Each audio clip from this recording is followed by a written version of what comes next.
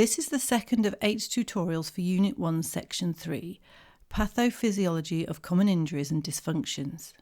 Here we're going to cover haematoma, hemarthrosis and synovial effusion. A haematoma is a swelling that contains blood and happens when there is a trauma to blood vessels and bleeding occurs. We will look at two main types, intramuscular haematoma and intramuscular haematoma. An intermuscular haematoma is bleeding between the muscles. This is likely to be less painful than an intramuscular haematoma, as the blood is able to dissipate further and is likely to track in the direction of gravity. Discoloration can often be seen in the skin. Depending on the severity of the haematoma, medical intervention may be required.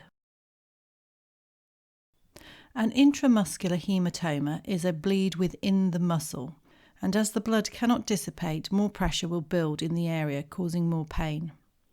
The swelling from the inflammatory process will also be intramuscular. This will increase pressure on nerve endings and therefore increase pain. Medical attention is required as the blood cannot escape and may well need to be drained. If the blood is left to build up, the pain will increase. With both of these, massage is not appropriate in the acute stage. It will be beneficial further down the line to deal with excessive tension created in the muscles and help avoid any secondary compensatory patterns. These can possibly develop from limping, moving awkwardly to avoid pain, or from using crutches. Just a few examples. Hemoarthrosis is bleeding within the joint, causing swelling. It often occurs when there has been an injury to an intracapsular structure, such as the anterior cruciate ligament. This type of injury generally occurs after an extrinsic impact. It happens very quickly and will be warm to the touch and red. This can be a problem with people who suffer from haemophilia and need urgent medical attention. Other causes are infection, medication, certain cancers, among other things. If hemoarthrosis is suspected, then the client should be referred to a medical professional immediately, as the blood will probably need to be drained off the knee. There is nothing a sports massage therapist can do for this condition. Massage may be beneficial in later stages if secondary issues or muscle stiffness become an issue, but not specifically for the joint. If the injury is not treated swiftly, it may lead to permanent damage of the joint. Synovial effusion is where the joint swells due to excessive synovial fluid production within the joint. The most common joint to suffer is the knee, and the common name for this condition here is called water on the knee. This is generally an overuse trauma, and I have seen this several times in runners.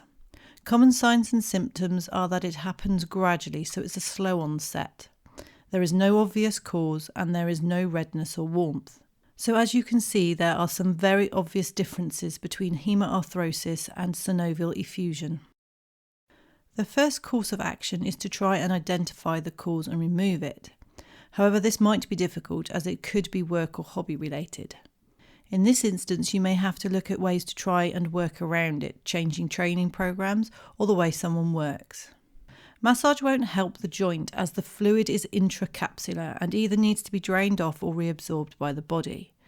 Massage around the area may help the muscle if tightness has occurred in a protective response or secondary issues develop. This may be a recurring issue for the client, which would then require further investigation and maybe lifestyle changes. It is very unlikely anyone would want to come to a sports massage therapist in the acute stage of any of these injuries. But if they do, you need to think carefully. I would want them to seek medical advice first. If it's serious enough, A&E. Massage is not going to disperse anything within a joint or that's trapped within the muscle fascia. The pain from many of these injuries will prevent you from touching anyway, so massage is definitely out. You don't know if there is an underlying issue that needs addressing, and there will certainly be tissue damage if there is blood. So you need to consider that as well. You can aid in treatment further down the line and have a massive impact on recovery, but it needs to be introduced at the right time. That covers hematomas, hemoarthrosis, and synovial effusion. You can now complete the quiz associated with this section and then move on to muscles and tendon strains.